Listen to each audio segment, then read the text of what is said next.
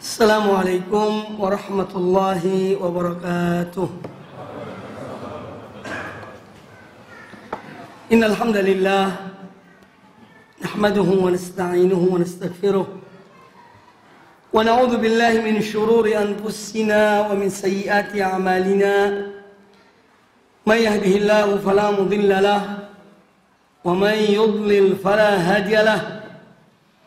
وأشهد أن لا إله إلا الله وحده لا شريك له وأشهد أن محمدا عبده ورسوله يا أيها الذين آمنوا اتقوا الله حق تقاته ولا تموتن إلا وأنتم مسلمون يا أيها الناس اتقوا ربكم الذي خلقكم من نفس واحدة وخلق منها زوجها وبث منهما رجالا كثيرا ونساء واتقوا الله الذي تساءلون به والأرحام إن الله كان عليكم رقيبا يا أيها الذين آمنوا اتقوا الله وقولوا قولا سديدا يصلح لكم أعمالكم ويغفر لكم ذنوبكم ومن يطع الله ورسوله فقد فاز فوزا عظيما أما بعد فإن أحسن الحديث كتاب الله وخير الهدى هدى محمد صلى الله عليه وآله وسلم وشر الأمور محدثاتها وكل محدثة بدعة وكل بدعة ضلالة. Ma'asyiral muslimin, kaum muslimin dan kaum muslimat, para jamaah yang menghadiri majlis yang mulia ini, alhamdulillah, marilah kita senantiasa mensyukuri nikmat Allah Subhanahu wa taala, terutama nikmat iman dan Islam, nikmat mempelajari ilmu yang bermanfaat dan amal yang saleh.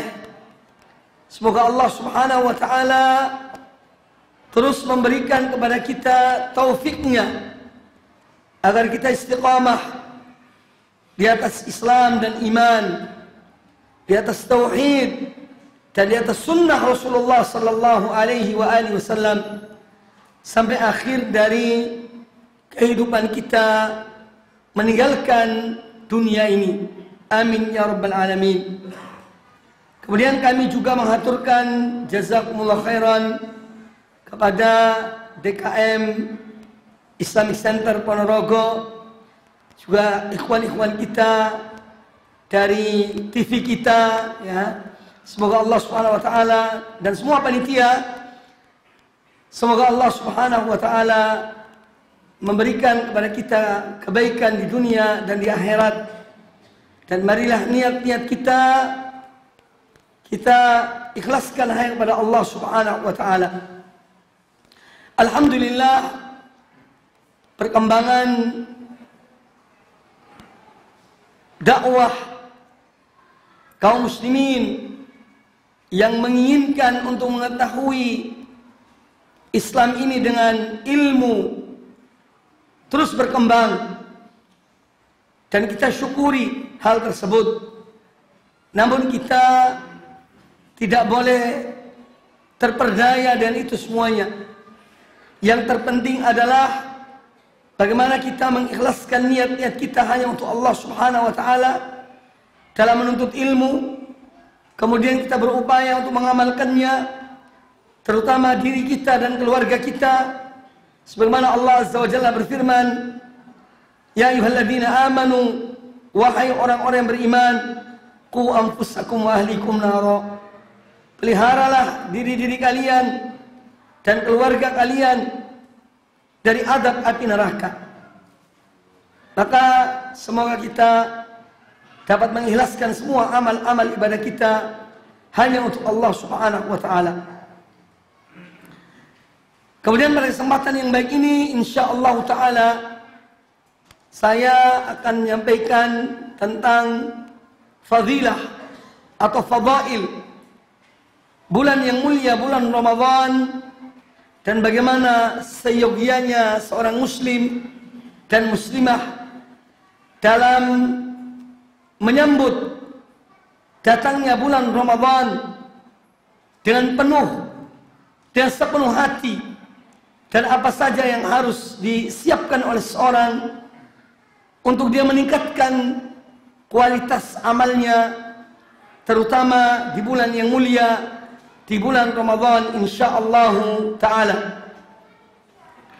Allah subhanahu wa ta'ala yang menciptakan langit dan bumi, Allah subhanahu wa ta'ala yang memilih di antara ciptaan-ciptaannya apa yang dikehendakinya. Allah memilih bumi ini sebagai tempat tinggalnya manusia, karena itulah yang paling tepat bagi mereka. Allah memilih dari ciptaannya di bumi ini tempat yang menjadi rumahnya, yaitu di kota Mekah, di Masjidil Haram. Kemudian Allah memilih kota Madinah sebagai tempat hijrah Rasulnya yang terakhir, Nabi kita Muhammad sallallahu alaihi wasallam. Allah memilih hari-hari dan bulan yang Allah kehendaki. Allah memilih untuk umat ini hari Jumat, hari untuk mereka ibadah pada Allah Ta'ala secara berjamaah. Dia diawali oleh 2 khutbah memberi peringatan kepada manusia. Lalu Allah memilih di antara bulan, yaitu bulan Ramadan, sebagai bulan diturunkannya permulaan Al-Quranul Karim. Makanya maha benar Allah Azza wa Jalla tatkala Allah berfirman dalam surat Al-Qasas ayat yang ke-68, wa rabbuka yakhluqu ma yasha'u wa yakhtar. Dan Tuhanmu, Rabbmu, dia menciptakan apa yang dikehendakinya dan dia memilih apa yang dikehendakinya. Maka lahumul khiyaratu subhanallah wa ta'ala amma yusyrikun. Manusia tidak mempunyai pilihan dalam hal-hal yang dipilih oleh Allah subhanahu wa ta'ala. Maka maha suci Allah dari apa yang mereka sekutukan. Nah, dari ayat ini kita mengetahui bahwa Allah yang memilih apa yang Allah kehendaki. Salah satu pilihan Allah adalah bulan Ramadan. Bulan Ramadan di antara zaman yang Allah memilih bagi umat ini untuk beribadah pada Allah Ta'ala, yaitu ibadah puasa sebulan penuh. Apa di antara hikmah kita diperintahkan berpuasa di bulan yang mulia ini? Dalam rangka mensyukuri nikmat Allah. Karena pada bulan itu Allah menurunkan Al-Quranul Karim secara utuh dari langit yang ketujuh dari Allah Ta'ala ke Baitul Izzah di langit yang pertama yang dekat dengan dunia ini. Kemudian Al-Quran yang utuh itu turun secara berangsur-angsur selama 23 tahun kepada Rasulullah sallallahu alaihi wasallam, dari Baitul Izzah kepada Rasulullah sallallahu alaihi wasallam. Makanya Allah memerintahkan, bahkan mewajibkan umat ini untuk berpuasa di bulan Ramadan dalam rangka mensyukuri nikmat Allah. Syahrul Ramadan alladzi unzila fihi al-Qur'an hudan lin-nasi wa bayyinatin minal huda wal furqan faman syahida minkum asy-syahra falyasum. Bulan Ramadan yang diturunkan padanya permulaan Al-Quran sebagai petunjuk bagi manusia dan keterangan-keterangan bagi petunjuk tersebut. Maka barang siapa di antara kalian yang hadir di negerinya pada bulan tersebut, hendaknya dia bersyukur. Jadi Allah memerintahkan kita, hendaknya dia berpuasa. Karena orang beriman itu mensyukuri nikmat Allah dengan 3 hal. Yang pertama, mengucapkan dengan lisannya. Ucapan-ucapan dan bentuk mensyukuri nikmat Allah. Alhamdulillah, wa syukru lillah, wal minnatu minallah, wal fadlu lillah. Dan seterusnya. Ucapan-ucapan yang menunjukkan pujian seorang kepada Allah subhanahu wa ta'ala dengan lisannya. Wa amma bi ni'mati rabbika fahaddits. Adapun nikmat Tuhanmu, maka ucapkanlah, bicarakanlah, yakni syukurilah dengan lisanmu. Kemudian yang kedua, mensyukuri nikmat Allah Subhanahu wa taala dengan hati. Dalam bentuk pengakuan bahwa semua nikmat yang ada pada kita semuanya dari Allah Subhanahu wa taala. Bukan dari diri kita. Tapi semua nikmat yang ada pada kita sumbernya dari Allah Subhanahu wa taala. Ma bikum bin nikmatin faminallah. Nikmat apa saja yang ada pada kalian maka datangnya dari Allah Subhanahu wa taala. Kemudian yang ketiga, mensyukuri nikmat Allah Subhanahu wa taala dengan melaksanakan ibadah dengan seluruh anggota badan. Dan seluruh anggota badan. Makanya seorang diberikan nikmat kesehatan, manfaatkan kesehatan itu untuk beribadah pada Allah Ta'ala. Datanglah ke masjid sholat berjamaah bagi laki-laki yang dewasa, yang tidak ada uzurnya, yang telah wajib baginya untuk sholat. Mensyukuri nikmat Allah dan beribadah pada Allah Ta'ala. Sholat di malam hari dan yang lainnya, bersilaturahmi. Artinya bahwa seorang beribadah pada Allah Ta'ala dengan anggota badannya, ini dalam rangka mensyukuri nikmat Allah Ta'ala. Doa Nabi kita, doa Nabi Sulaiman alaihissalam, Rabbi auzi'ni an ashkura ni'mataka allati an'amta alayya wa ala walidayya wa an a'mala salihan tardah wa adkhilni birahmatika fi ibadika salihin.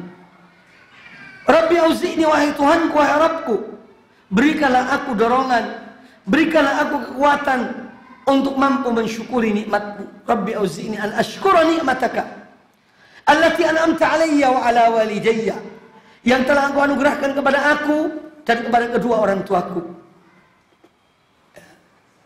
Allati an'amta alayya wa ala walidayya wa an a'mala salihan tardah, dan berikanlah aku kekuatan, berikanlah aku dorongan, berikanlah aku taufik untuk aku mampu melaksanakan amal soleh, yakni dalam rangka mensyukuri nikmat-Mu. Itu dengan amal soleh. Maka dari itu puasa di bulan Ramadan adalah dalam rangka mensyukuri nikmat Allah Subhanahu wa taala, nikmat yang terbesar yang diberikan kepada umat manusia dengan diutusnya Rasulullah sallallahu alaihi wasallam dan diturunkan kepadanya untuk manusia kitab Al-Quranul Karim. Ma'asyiral muslimin rahimani wa rahimakumullah, bulan Ramadan yang sering yang dinanti-nantikan oleh setiap orang beriman, dia memiliki keutamaan dan fadilah. Di antara yang disebutkan oleh Rasulullah sallallahu alaihi wasallam adalah sebuah hadis yang dikeluarkan oleh Imam Ahmad bin Hanbal tentang fadilah Ramadan, juga oleh Al-Imam Ibnu Asakir, Al-Imam At-Tabrani dari Wathilah bin Al-Asqa radhiyallahu anhu anna Rasulullah sallallahu alaihi wasallam qala, bahwasanya Rasulullah SAW bersabda yang menjelaskan bahwa semua kitab-kitab dari langit diturunkan di bulan Ramadan. Kata Nabi alaihissalam, unzilat suhufu Ibrahim alaihissalam fi awwal lailatin min Ramadan. Suhuf Ibrahim yang sering kita baca pada hari Jumat, surat Al-A'la, ya, suhuf Ibrahim wa Musa, lembaran-lembaran kitab yang diturunkan Allah kepada Ibrahim alaihissalam itu diturunkan pada malam pertama bulan Ramadan. Wa unzilat at-Tauratu li sittin madhaina min Ramadan, dan diturunkannya kitab Taurat setelah 6 hari berlalu dari bulan Ramadan. Wal Injilu li 13 khalat min Ramadan, dan kitab Injil diturunkan pada hari ke-13 dari bulan Ramadan. Wa unzila Zabur li 18 khalat min Ramadan, diturunkannya Zabur pada hari ke-18 dari bulan Ramadan. Wa unzilal furqan li 24 khalat min Ramadan, dan diturunkannya Al-Qur'anul Karim pada malam keempat 24 bulan Ramadan. Hadis ini hadis yang hasan, derajatnya dihasankan oleh Imam Al-Albani rahmatullah alaih. Disebutkan dalam kitab beliau Silsilah Al-Ahadits As-Sahihah nomor yang ke-1575. Ini kemuliaan pertama, fadilah pertama dari bulan Ramadan, bahwa semua kitab-kitab Allah yang Allah turunkan itu adalah di bulan Ramadan. Kemudian yang berikutnya di antara keutamaan dan fadilah bulan Ramadan, yaitu bahwasanya Allah memberikan peluang kepada kaum mukminin dengan datangnya bulan Ramadan, dan Allah menolong mereka untuk beribadah pada Allah Subhanahu wa taala. Sebagaimana disabdakan oleh Nabi sallallahu alaihi wasallam, "Idza kana awwalu lailatin min Ramadhana," apabila bulan Ramadan pertama kali masuk di malam hari, maka suffidat asyayatin, maradatul jin, syaitan yang membangkang, para jin yang membangkang, semuanya dirantai, diikat. Wa ghulliqat abwabun nar, pintu-pintu neraka dikunci. Falam yuftah minha babun, maka tidak ada satu pintu pun yang ditutup, semua dikunci pintu neraka itu. Wa futtihat abwabul jinan, dan pintu-pintu surga dibukakan oleh Allah Ta'ala. Falam yughlaq minha babun, maka tidak ada satu pintu surga pun yang ditutup. Wa nada munadin, dan penyeru berkata, "Ya baghiyal khair aqbil," wahai orang yang menghendaki kebaikan, ayo kemarilah, datanglah. Wa ya baghiyasy syarri aqsir, dan wahai orang yang menghendaki keburukan, berhentilah, tahanlah. Walillahi utaqa'u minan nar, wa dzalika fi kulli lailatin, dan Allah memiliki hamba-hambanya yang dikeluarkan dari api neraka pada setiap malam bulan Ramadan. Semua ini menunjukkan fadilah bulan Ramadan. Di dalam hadis ini, Nabi kita Muhammad sallallahu alaihi wasallam menjelaskan tentang salah satu rahmat Allah untuk umat ini, yaitu ketika datangnya bulan Ramadan, di awal malam pertama bulan Ramadan, Allah merantai para syaitan yang akan mengganggu, menggoda, merusak orang-orang yang sedang berpuasa. Semua mereka diikat, dirantai, suffidat ay sulsilat, sehingga mereka tidak bisa bergerak. Kalau ada yang bertanya, "Ustadz, kenapa di bulan Ramadan kok ada orang berbuat maksiat?" Salah satu faktor adalah karena dia mengikuti hawa nafsunya. Syaitannya diikat, tapi karena dia mengikuti hawa nafsu, maka dia lakukan maksiat itu. Karena hawa nafsunya. Jadi ada dua faktor yang membuat orang itu berbuat maksiat. Yang pertama faktor internal dalam dirinya, yaitu hawa nafsu. Yang kedua adalah faktor eksternal, syaitan yang membisiki dia. Nah, kalau dua hal ini terpadu, maka jadilah kemaksiatan itu. Kalau salah satunya hilang, masih mungkin terjadi. Ya, ketika seorang mengikuti hawa nafsunya, maka dia akan terperdaya. Dia akan melakukan kemaksiatan karena hawa nafsunya. Kemudian hadis ini juga yang menunjukkan rahmat Allah Ta'ala kepada umat ini, yaitu Allah menutup pintu-pintu neraka. Pintu neraka itu ada 7. Laha sab'atu abwab. Dan pintu surga dibukakan oleh Allah Ta'ala. Dan pintu surga itu ada 8 pintu surga. Makanya para ulama menyebutkan ini sebagai hal yang menunjukkan bahwa rahmat Allah Ta'ala awsa, ya, min ghadabihi, min sakhatihi, bahwa rahmat Allah Ta'ala itu lebih luas daripada kemurkaannya. Karena Allah menciptakan surga dengan 8 pintu dan Allah menciptakan neraka dengan 7 pintu. Maka seorang hamba Allah tidak boleh putus asa dari rahmat Allah. Walaupun dia berbuat maksiat, terjerumus dalam dosa sebesar apapun, jangan pernah putus asa dari rahmat Allah Subhanahu wa taala. Mintalah ampun pada Allah, bertobatlah pada Allah, kembalilah pada Allah Subhanahu wa taala. Nah, dari hadis ini sebagian ulama mengambil pelajaran, ya, karena memang tidak ada dalil yang menunjukkan bahwa orang yang meninggal di bulan Ramadan itu pasti husnul khotimah.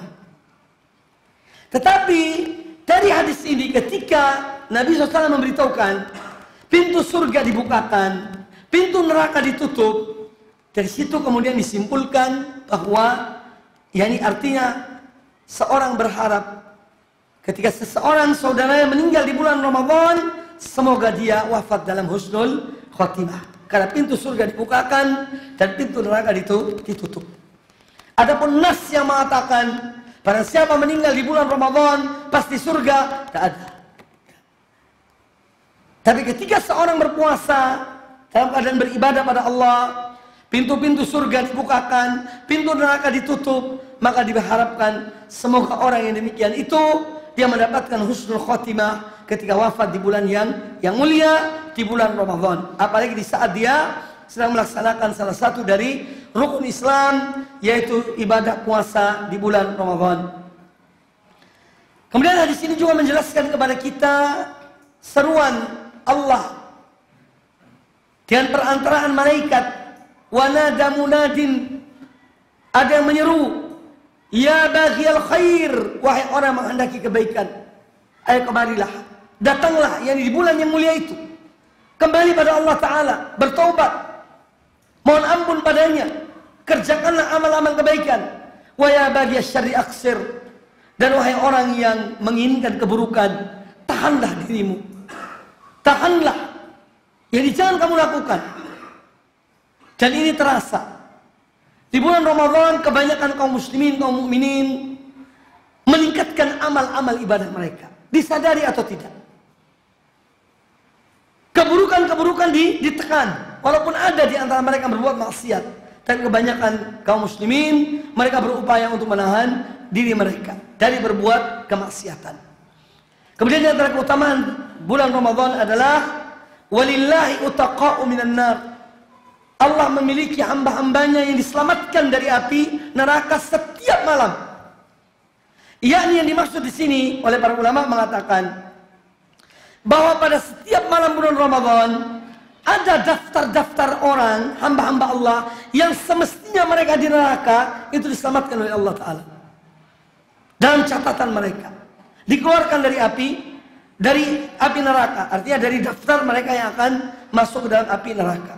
Maka semoga Allah Subhanahu wa taala yang menyelamatkan kita, yang membebaskan kita dari api neraka. Nah, ini di antara keutamaan bulan Ramadan. Kemudian disebutkan pula tentang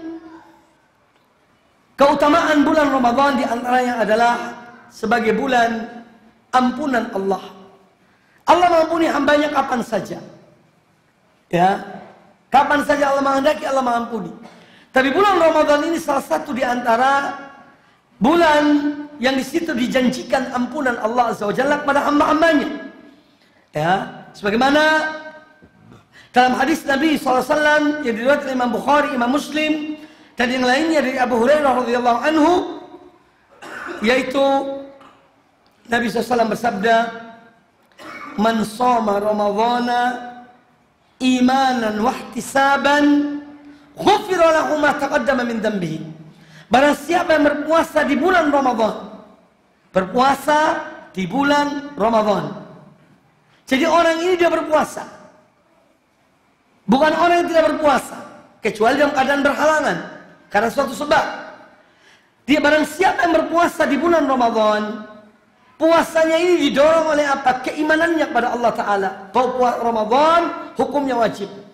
Wahtisaban, dan dia mengharapkan apa yang dijanjikan Allah bagi orang-orang yang beribadah puasa. Maka ghufira lahu ma taqaddama min dhanbi, Allah mengampuni dosanya yang terdahulu. Maka bulan Ramadan, bulan ghufran, bulan ampunan bagi hamba-hamba Allah yang berpuasa dengan ikhlas karena Allah.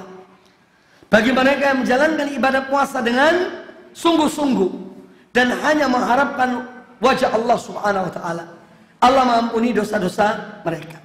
Kemudian dalil yang lain yang menunjukkan bahwa bulan Ramadan adalah bulan ampunan Allah Subhanahu wa taala, yaitu hadis Nabi sallallahu alaihi wasallam yang diriwayatkan Imam At-Tirmidzi, dan hadis ini adalah hadis yang baik dan sahih sanadnya. Rasulullah SAW bersabda, "Raghima anfu rajulin." Ya, artinya sungguh terhina, sungguh rugi, ya, seorang yang dzukirtu indahu falam yusalli alayya. Nama aku disebutkan di depannya, tapi dia tidak mengucapkan salawat, tidak mengatakan sallallahu alaihi wasallam, Allahumma shalli wa sallim alaihi. Maka kita dianjurkan kalau mendengar nama Rasulullah SAW ucapkan salawat dan salam pada beliau. Allahumma shalli wa sallim alaihi, sallallahu alaihi wasallam, ya, as-salatu wassalamu alaihi, dan seterusnya. Ucapan-ucapan salawat kepada Nabi alaihi wasallam. Dia ini rugi orang yang demikian itu. Wa raghima anfu rajulin dakhala alaihi Ramadan summa salakha qabla an yughfar lahu. Dan sungguh merugi seorang yang mana masuk bulan Ramadan, dia menjalani bulan Ramadan, namun bulan Ramadan itu berlalu sebelum dia diampuni oleh Allah Ta'ala. Ini menunjukkan bahwa bulan Ramadan bulan ampunan. Maka rugi orang yang bulan Ramadan datang kepadanya, dia menjalani bulan Ramadan itu, lalu bulan itu berlalu dan dia tidak diampuni oleh Allah Subhanahu wa taala. Ini orang yang merugi. Ini dalil bahwa bulan Ramadan bulan diampuninya dosa seorang hamba yang betul-betul kembali pada Allah Ta'ala, bertobat pada Allah, mengamalkan amal-amal ibadah pada Allah Subhanahu wa ta'ala. Kemudian waraghima anfu rajulin adraka indahu abawah al-kibara falam yudkhila al-jannata. Demikian pula rugi seseorang yang dia itu bertemu dengan orang tuanya di hari tua, namun dia melalaikan orang tuanya sehingga dia tidak melakukan amal kebaikan untuk orang tuanya. Kesempatan untuk masuk surga karena dia tidak memanfaatkan hari tua kedua orang tuanya dengan berbakti, berbuat baik kepada keduanya. Nah, ini diantara dalil yang menunjukkan bahwa bulan Ramadan adalah bulan ampunan.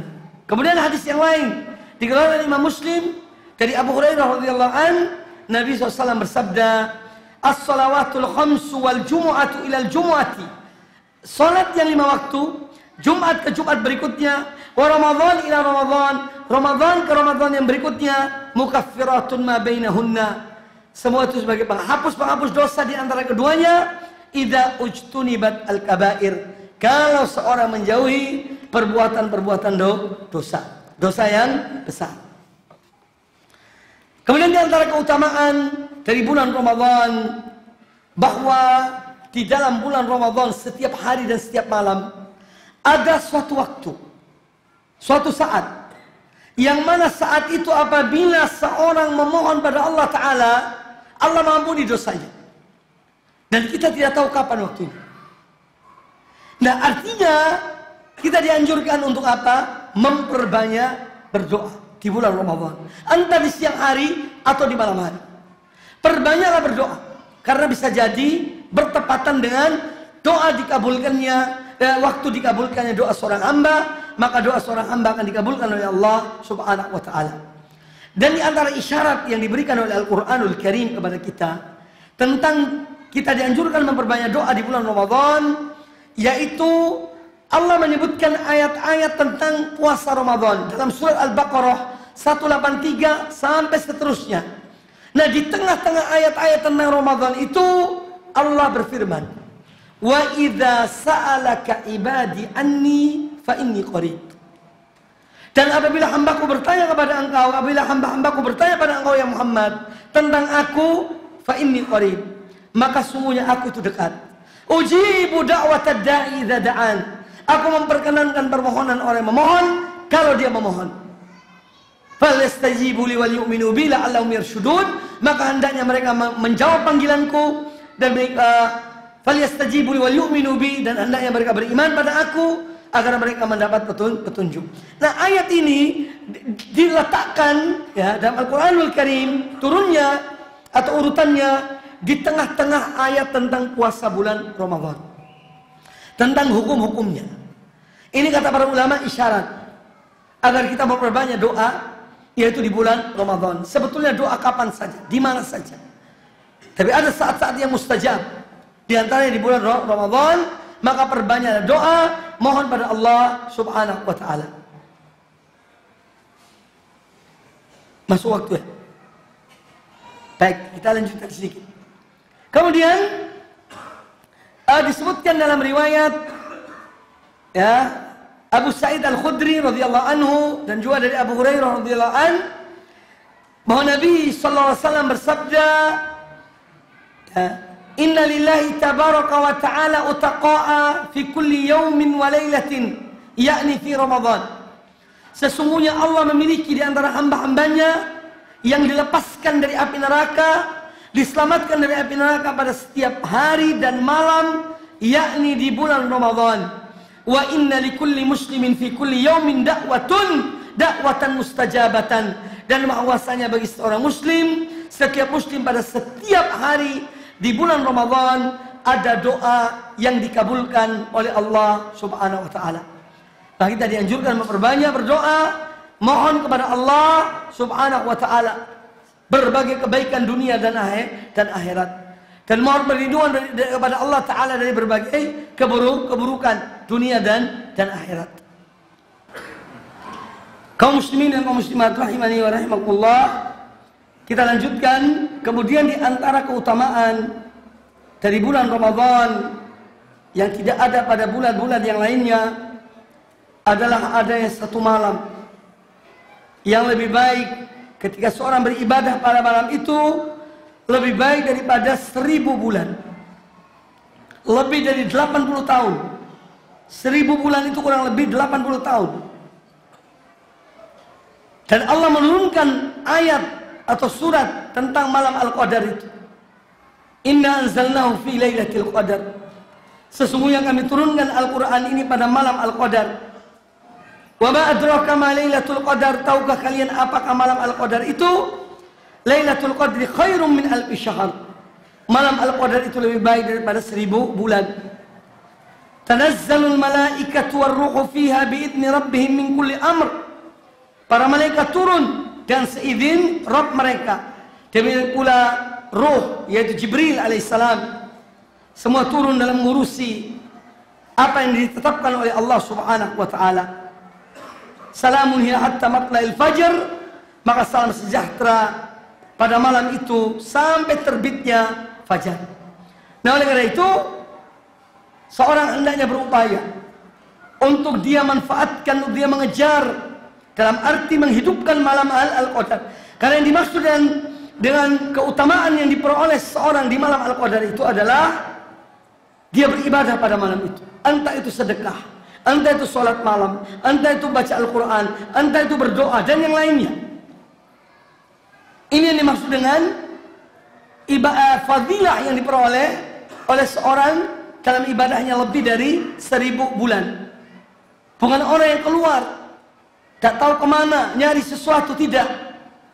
Ya, kadang-kadang ada orang beranggapan bahwa malam-malam ganjil di akhir dari 10 terakhir dari bulan Ramadan ada kemungkinan malam Lailatul Qadar, sehingga mereka kemudian keluar dari rumah mereka, jalan di tengah malam, tak tahu ketemu apa. Ini tidak benar anggapan itu. Tapi menghidupkan malam itu dan ibadah, dan dimulainya malam tersebut sebagaimana dikatakan oleh para ulama, mulai terbenamnya matahari sampai terbitnya fajar. Jadi kalau misalnya seorang beri sedekah di saat misalnya jam waktu Isya, dia keluarkan sedekah, bertepatan malam itu malam Al-Qadar, maka sedekahnya itu lebih baik daripada sedekah selama 1000 bulan. Demikian pula sholat, ibadahnya, amal-amal kebaikannya yang dilakukan pada malam itu berlipat ganda, ya, sehingga lebih dari seorang beribadah selama 1000 bulan. Ini pemahaman tentang Lailatul Qadar. Kapan kemungkinan terjadi Lailatul Qadar? Para ulama menyebutkan, tentu berdasarkan hadis-hadis Nabi SAW, pada malam-malam ganjil, salah satu dari malam-malam ganjil, pada 10 terakhir bulan Ramadan. Malam 21, atau 23, atau 25, atau 27, atau 29. Makanya kita dianjurkan untuk menghidupkan minimal malam-malam ganjil tersebut. Seorang menghidupkannya dan beribadah. Dia bangunkan keluarganya, sebagaimana Nabi SAW, beliau tidak hanya beribadah untuk diri beliau, tapi beliau ingatkan istri-istri beliau untuk bangun di malam itu, beribadah di malam-malam ganjil tersebut. Kemudian juga di antara keutamaan yang dimiliki oleh bulan Ramadan yang tidak ada pada bulan-bulan lainnya, ada ibadah yang berjamaah. Walaupun hukum sholatnya sunnah, ya, tapi tidak ada di bulan-bulan yang lainnya, yaitu sholat tarawih. Yang mana sholat tarawih itu apabila seorang beribadah pada atau sholat di malam bulan Ramadan, di malam-malam bulan Ramadan, yaitu dengan imam di masjid-masjid kaum muslimin, maka pahalanya, fadilahnya sama dengan dia sholat semalam penuh. Sebagaimana sabda Nabi SAW dalam hadis riwayat Imam Ibnu Majah, Tirmidzi dan yang lainnya dari Abu Dzar Al-Ghifari radhiyallahu anhu, kata Nabi SAW, innahu man qama ma'al imami, sesungguhnya barang siapa yang sholat bersama imam, yang imam di masjid-masjid kaum muslimin, hatta yang sharifa, sampai selesai imamnya mengerjakan sholat, maka kataballahu lahu qiyama lailatin, Allah mencatat baginya sholat semalam penuh. Sholat semalam penuh. Nah, di sini para ulama menyebutkan, sebagian dari mereka, bahwa sholatnya seorang sholat tarawih berjamaah bersama kaum muslimin di masjid-masjid mereka itu lebih utama daripada dia sholat tarawih di rumahnya sendiri. Boleh entah dari keluarganya atau tidak. Karena yang disebut di sini imam. Imam yang dimaksud imam-imam di masjid-masjid kaum muslimin. Bukan imam di keluarga, tapi di masjid.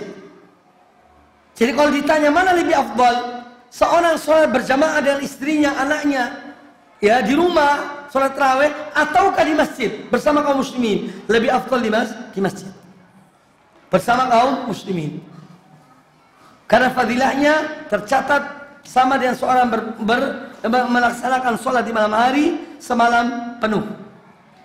Kemudian bulan Ramadan disebut juga dengan Syahrus Sabr, bulan kesabaran. Bulan kesabaran. Karena seorang mukmin, seorang muslim, dia bersabar menjalankan ibadah puasa, yang mana tidak ada satupun yang mengetahui tentang kejujurannya, keikhlasannya, kecuali Allah Subhanahu wa ta'ala. Kalau misalnya ada orang yang dia pura-pura berpuasa, tidak ada yang tahu, ya, di hadapan orang banyak dia berpuasa, tapi ketika sendirian dia makan, siapa yang tahu? Nah, ini menunjukkan bahwa ibadah puasa melatih kepada kita keikhlasan dalam beramal. Karena hanya Allah yang mengetahui antara kita dengan Allah Subhanahu wa ta'ala. Kemudian menahan sesuatu yang terbiasa dilakukan, makan, minum. Seorang suami istri mengumpuli istrinya, ya, berkumpul. Kemudian di bulan Ramadan itu disuruh berhenti, yakni di saat berpuasa. Makanya disebut dengan Syahrul As-Sabr. Kata Nabi SAW dalam hadis yang sahih, ya, beliau mengatakan, sum syahrus sabri wa min kulli syahrin thalathata ayyam. Berpuasalah kalian pada bulan kesabaran. Ini maksudnya bulan kesabaran adalah bulan Ramadan. Kemudian tambah setiap bulan tiga hari. Ya, makanya kita dianjurkan pada bulan-bulan yang lainnya berpuasa tiga hari. Tanggal 13, 14, 15. Kalau bulan Sya'ban ini, hari ini terakhir Ayyamul Bid. Ya, mulai dari Rabu, Kamis, Jumat. Hari ini terakhir ya Ayyamul Bid.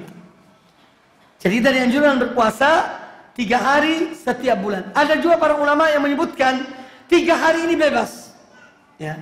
Ada riwayat 13, 14, 15 pada saat bulan purnama. Ada juga yang menyebutkan dalam beberapa riwayat intinya 3 hari setiap bulan. 3 hari setiap bulan. Nah, ini menunjukkan keutamaan bulan Ramadan disebut dengan Syahrus Sabr. Bulan yang kita diperintahkan untuk bersabar dalam menahan diri dari hal-hal yang kita dibolehkan pada dasarnya. Tapi untuk saat-saat tertentu di bulan Ramadan, seorang bersabar, tidak makan, tidak minum, ya, sampai mulai terbitnya fajar sampai terbenamnya matahari. Kaum muslimin, kaum muslimat rahimani rahimakumullah, bagaimana upaya kita sebagai seorang muslim, muslimah di dalam meningkatkan ibadah kita di bulan Ramadan? Yang pertama adalah seorang yaqidu al-azmah, mengikat dalam dirinya satu tekad yang bulat, ya, untuk memaksimalkan bulan Ramadan dengan sebaik-baiknya. Ya, maksimal dalam ibadah. Ini harus ada kemauan. Selama ada kemauan, seorang akan melakukannya. Tetapi kalau tidak ada kemauan, maka dia tidak akan melakukannya. Jangan menganggap bulan Ramadan biasa-biasa saja. Yang penting aku berpuasa. Selesai. Saat puasa-puasa, saat berbuka-berbuka. Makanya harus ada aqdul azm dalam hati seorang. Dia bertekad, berniat dan bertekad bulat untuk memaksimalkan bulan Ramadan dengan ibadah-ibadah yang diperintahkan oleh Allah Subhanahu wa taala. Makanya Allah menyebutkan dalam Al-Qur'anul Karim tentang azam, fa idza azamta fatawakkal 'ala Allah. Apabila Anda sudah bertekad, maka bertawakallah pada Allah taala. Ya. Berarti harus ada kemauan. Ada niat yang ikhlas pada Allah taala untuk meningkatkan ibadah, memaksimalkan ibadah di bulan Ramadan, ya. Kemudian yang kedua, seorang hendaknya dia itu meningkatkan, memohon pada Allah Subhanahu wa taala taufik. Karena seorang punya kemauan, tetapi kalau tidak mendapatkan taufik dari Allah Azza wa Jalla, maka ini akan tidak terjadi. Tetapi kalau seorang mempunyai kemauan dan Allah memberikan taufik kepada orang itu, maka akan terjadi apa yang diinginkannya. Oleh karena itu kita, keseharian kita, dalam setiap rakaat yang kita lakukan, yang kita sholat dalam sholat kita mohon pada Allah Ta'ala 2 hal. Yani iyyaka na'budu wa iyyaka nasta'in. Ya, hanya kepada Engkau ya Allah aku beribadah, dan hanya kepada Engkau ya Allah aku mohon pertolongan. Artinya seorang tidak akan mampu beribadah tanpa pertolongan Allah Subhanahu wa taala. Ya. Ibadah yang kita lakukan semata-mata pertolongan dari Allah taala. Allah yang memberikan taufik. Allah yang memberikan hidayah kepada kita. Maka mohonlah pada Allah taala taufik supaya kita diberikan kekuatan untuk kita itu memaksimalkan ibadah kepada Allah Subhanahu wa taala. Ya, di dalam surat Al-Ankabut ayat yang terakhir Allah menyebutkan walladzina jahadu fina lanahdiyannahum subulana, dan orang-orang yang bersungguh-sungguh, ya, bersungguh-sungguh ingin mendapatkan keridhaan kami, maka kami akan bukakan baginya jalan-jalan kami. Ya, Allah mengetahui setiap hambanya, siapa yang sungguh-sungguh, siapa yang setengah-setengah, atau bahkan siapa yang tidak punya kemauan. Allah mengetahui. Maka orang yang bersungguh-sungguh, Allah akan menolong orang itu. Allah akan memberikan kekuatan kepadanya. Ya. Walladzina tadau zidnahum huda. Dan orang-orang yang mengikuti petunjuk, kami tambahi petunjuk itu. Karena memang mereka mau mengikuti petunjuk itu, maka Allah memberikan petunjuk pada orang tersebut. Nah demikian pula, kalau seorang dia sudah betul-betul mempunyai azam yang kuat, kemudian dia mohon pertolongan pada Allah Ta'ala, maka Allah akan menolong dia. Ya. Pernah perjalanan Mu'adz bin Jabal bersama Nabi SAW. Dalam sebuah perjalanan, kata Mu'adz bin Jabal ketika aku dekat dengan Nabi SAW, aku bertanya kepada beliau, ya Rasulullah, amal apakah yang akan menolong, beritahukanlah pada aku suatu amal yang akan masuknya, dengan sebab amal itu aku dimasukkan surga dan aku dijauhkan dari api neraka. Apa jawaban Nabi SAW? Kata beliau, laqad sa'alta an azim. Sungguh engkau telah bertanya kepada aku sesuatu yang agung. Lalu kata Nabi SAW, wa innahu la yasirun ala man yassarahullah. Dan sungguhnya hal itu mudah bagi orang yang dimudahkan oleh Allah Ta'ala. Ya, yaitu mengamalkan amalan yang menyelamatkan seorang dari api neraka dan masukkan seorang ke dalam surga. Kalau Allah mudahkan bagi orang itu, maka akan mudah bagi orang itu. Di sini pentingnya kita mohon pertolongan kepada Allah Subhanahu Wa Ta'ala. Ya, mohon pada Allah taufik, mohon pada Allah kekuatan setelah kita mempunyai kemauan. Kemudian yang ketiga, ya, agar seorang memaksimalkan ibadah di bulan Ramadan, hendaknya dia al-mubadaratu bil a'mali fi awwal lailatin min Ramadan. Mulailah amal itu malam pertama Ramadan. Kalau seorang niat, aku akan menghatamkan Al-Quran di bulan ini 2 kali, berarti 1 hari 2 juz. 1 hari 2 juz. Jangan menunggu besok. Masuknya, diumumkannya bahwa malam ini telah masuk malam Ramadan, besok kita berpuasa, mulailah membaca Al-Quran. Jangan menunda. Karena penundaan itu biasanya akan membuat orang itu menyimpang dari apa yang diinginkan. Ada saja sebab. Kalau seorang bertekad akan menghatamkan 30 juz di bulan Ramadan, 1 kali hatam, maka mulailah. Ya, dia mengatur waktunya. Malam ini baca 1/2 juz. Malam pertama Ramadan, besok baca 1/2 juz. Dan seterusnya. Jadi jangan menunda pekerjaan itu. Ya. Kalau dia sudah menunda, nanti malas. Kalau sudah lewat 2 hari, programnya satu bulan 30 juz. Kalau sudah lewat 3 hari belum mulai, waduh, dia harus mengejar 3 juz. Dah gampang mengejar 3 juz.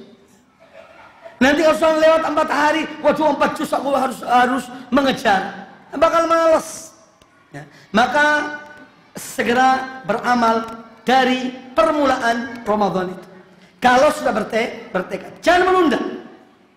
Jangan menunda. Zikir pagi petang, tidak mau alpa, membacanya di bulan Ramadan misalnya, maka lakukanlah pagi hari bulan Ramadan, awal subuh, ya, duduk di masjid, setelah sholat subuh baca zikir pagi petang sampai selesai. Sore hari pun begitu.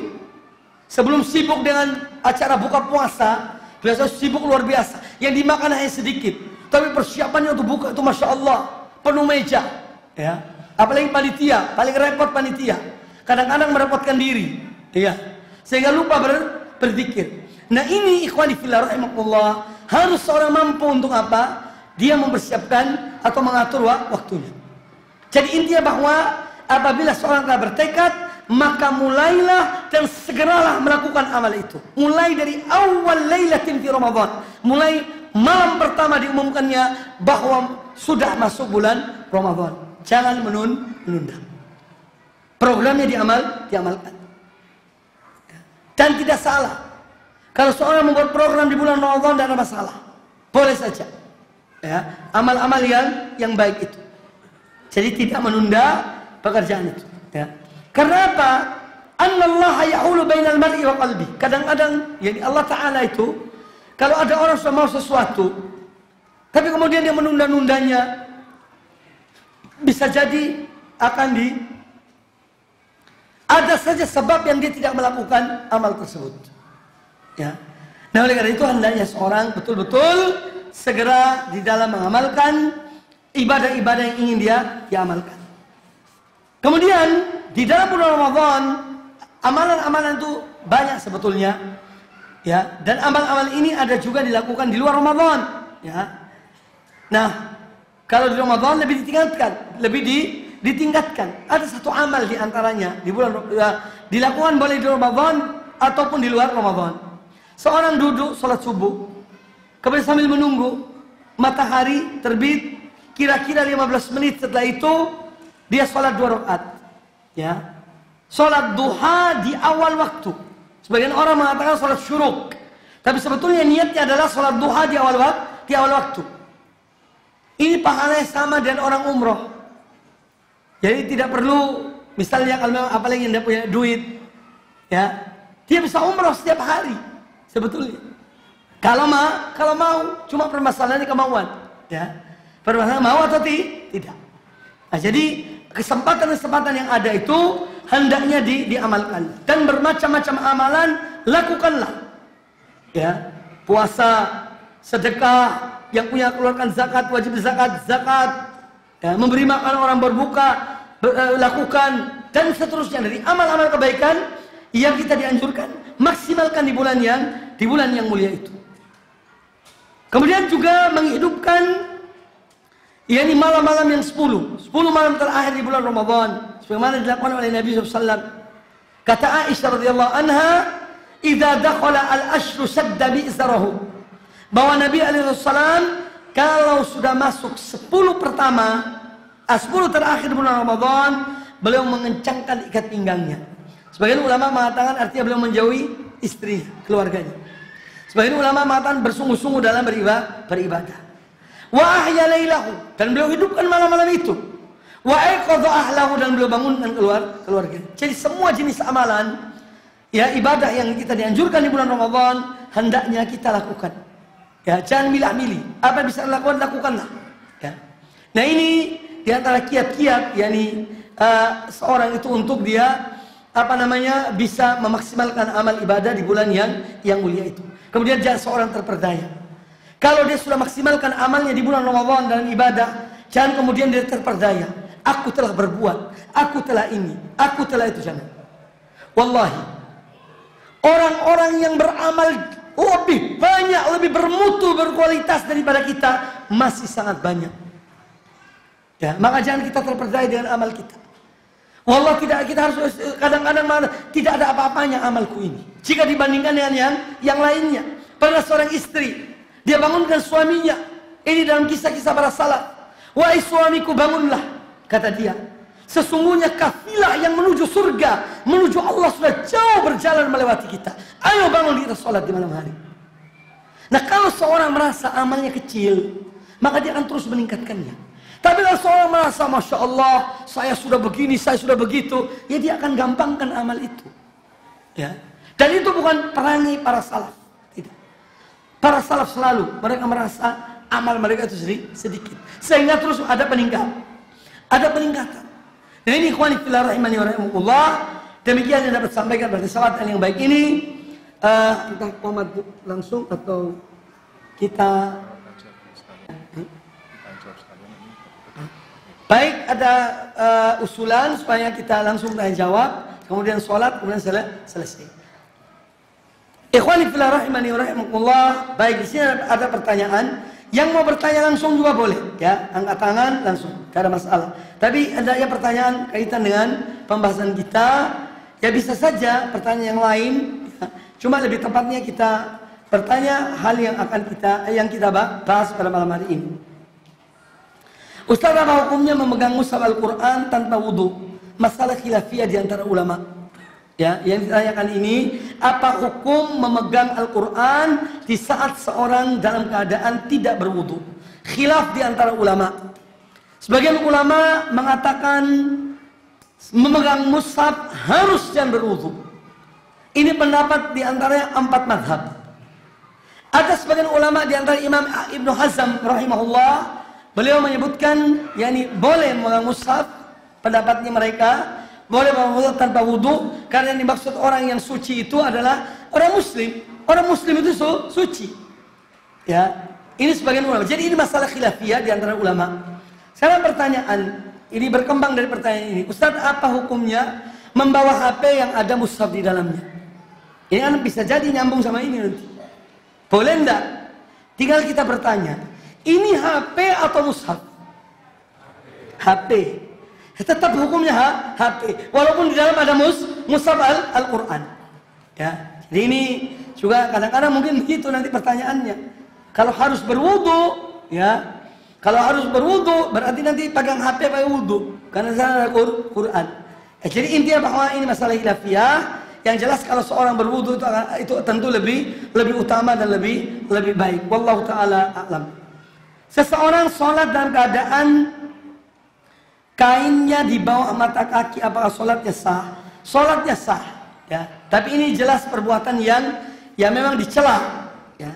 Umar bin Khattab radhiyallahu anhu dalam keadaan sakaratul maut, sudah tertusuk perutnya. Kalau minum susu, yang keluar susu juga.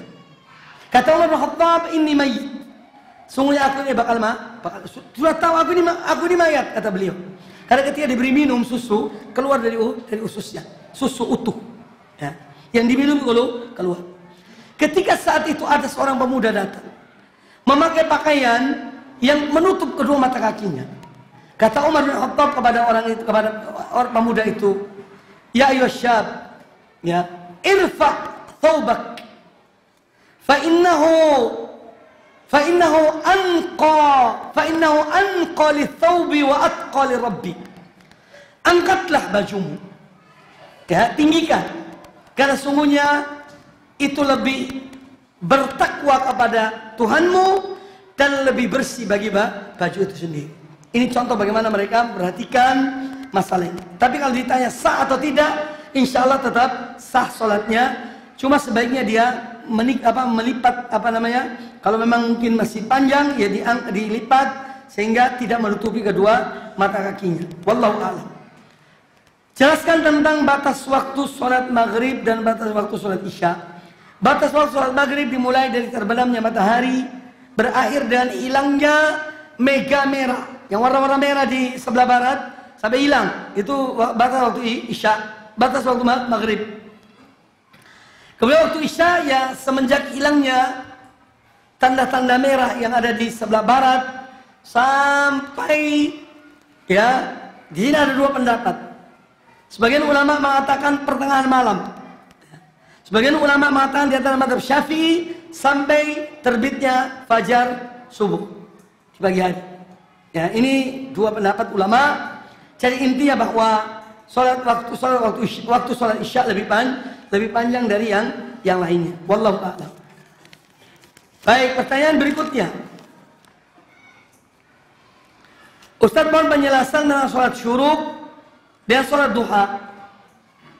Wallahu a'lam. Saya lebih cenderung pendapat para ulama yang mengatakan bahwa sholat syuruk itu niatnya adalah sholat sunnah duha. Niatnya duha. Ya, ini sholat syuruk itu pada hakikatnya sholat duha dilakukan di awal waktu. Sekarang misalnya setelah sholat 2 rakaat di masjid, dia pulang mandi ya, kemudian sholat duha lagi, boleh apa enggak? Ya boleh. Ya, silahkan. Jadi sholat syuruk itu niatnya adalah sholat duha, karena itu adalah sholat duha di awal waktu. Wallahu a'lam.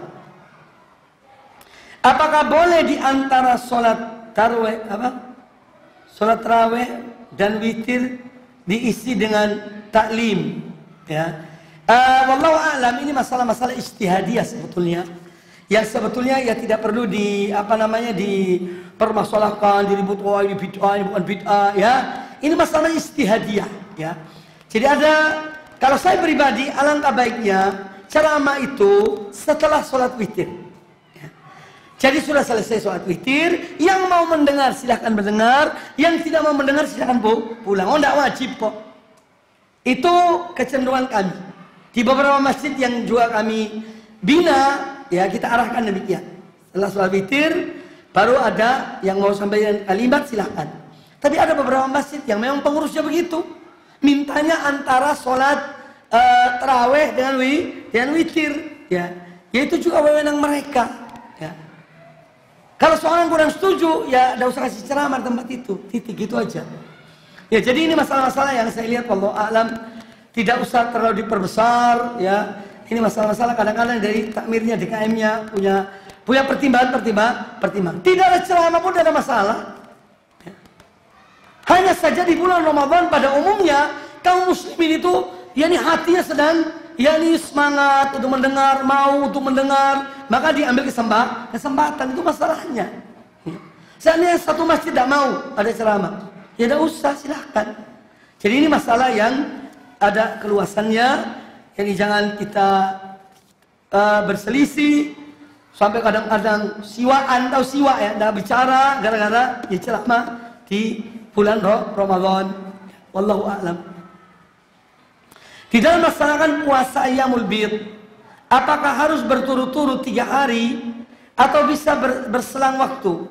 Yang namanya Ayyamul Bid itu ya berturut-turut 13, 14, 15. Tapi misalnya ada orang dia itu tanggal 13 tidak bisa karena dia safar, ya misalnya, maka insya Allah boleh dia pada tanggal yang 14, 15, 16, ya pada satu hari yang kemudian, ya. Jadi yang intinya bahwa Ayyamul Bid itu 13, 14, 15, ya, pada setiap bulan. Tapi kalau memang suatu saat dia ada suatu hal, maka penundaan satu hari diambil hari yang ke-16, insya Allah tidak mengapa, sebagaimana yang difatwakan oleh sebagian ulama. Wallahu a'lam. Ustaz, lebih utama mana murojaah Al-Quran itu dengan tilawah Al-Quran di bulan Ramadan? Kembali pada orang itu, ya. Kalau seorang ingin dia juga supaya hafalannya tidak hilang, maka silakan dia murojaah di bulan Ramadan. Dia manfaatkan waktu bulan Ramadan untuk murojaah. Dan alangkah baiknya kalau murojaah itu ya 30 juz, ya. 30 juz. Ya. Jadi bacaan Al-Quran, ada sebagian ulama mereka itu fokuskan di bulan Ramadan itu untuk menghatamkan Al-Quran beberapa kali. Apa ada dasarnya? Ada dasarnya. Yaitu Nabi SAW setiap Ramadan Jibril datang kepada beliau. Ya. Jibril datang kepada beliau untuk membaca Al-Quran. Ya. Di akhir kehidupan beliau sampai dua kali. Jadi menyelesaikan Al-Quran itu. Maka ini juga ada landasannya. Maka ada riwayat-riwayat dari para ulama. Di antaranya diriwayatkan dari Imam Syafi'i rahimahullah. Ya, dan ini jangan diingkari karena memang itu riwayat-riwayat yang disebutkan dalam kitab-kitab para ulama. Setiap beliau menghatamkan Quran di bulan Ramadan 60 kali. Imam Syafi'i, ya, rahimahullah. Jangan ditanya, Ustaz, tidak masuk akal kali itu, ya akal kita tidak nyampe. Tapi waktu mereka kemungkinan berkah waktu mereka itu. Kita jangan bandingkan dengan waktu kita sekarang ini. HP, kemudian ke sana kemari, ya, belum lagi bayar ini, bayar itu. Persiapan membuka aja mulai begitu selesai asar, panitia sibuk. Ayo buka tikar, kan gitu ya. Iya, mana ini telepon sana, telepon sini, sego bungkusan, sego kotaan. Ya itu jangan kita samakan dengan mereka. Mereka tidak ada zaman dulu itu, ya. Ya, kita sibuk menyibukkan diri, kemudian kayaknya tidak masuk akal, kita menyibukkan diri kok.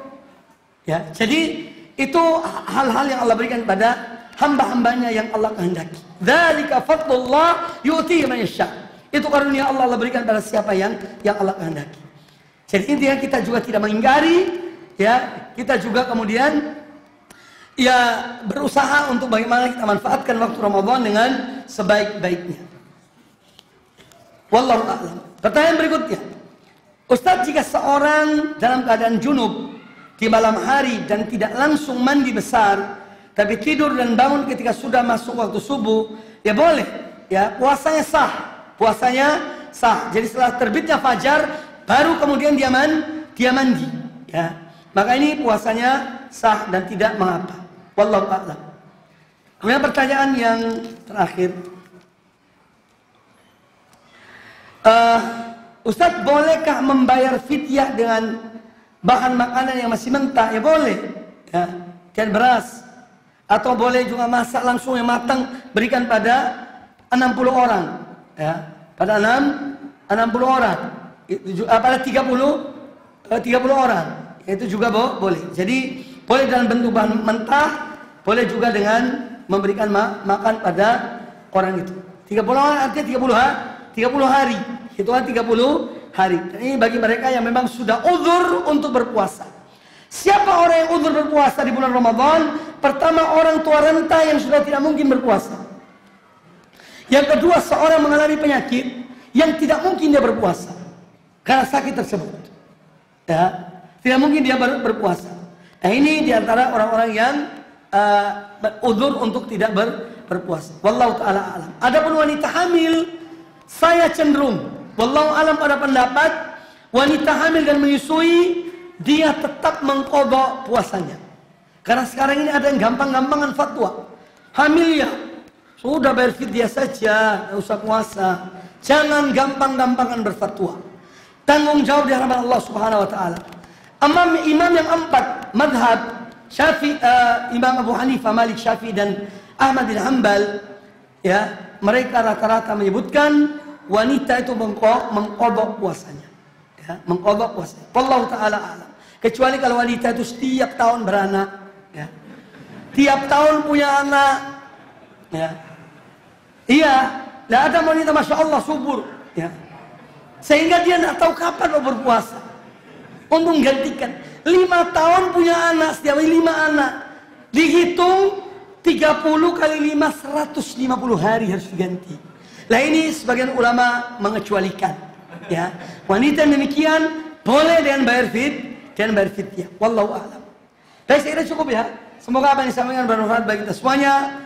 Aku qouli hadza wa jazakumullahu khairan. Apabila dalam fatwa ucapan saya sampaikan ada kesalahan dan kekeliruan, saya rujuk dari setiap kesalahan, ya. Saya rujuk dari setiap kesalahan dan kekeliruan. Semoga Allah mengampuni kita semuanya. Demikian aku qouli hadza wa jazakumullahu khairan. Subhanakallah bihamdika asyhadu an la ilaha illa anta astaghfiruka wa atubu ilaik. Wa sallallahu wa sallam wa baraka ala nabiyyina wa ala alihi ajma'in. Thumma assalamu alaikum warahmatullahi wabarakatuh.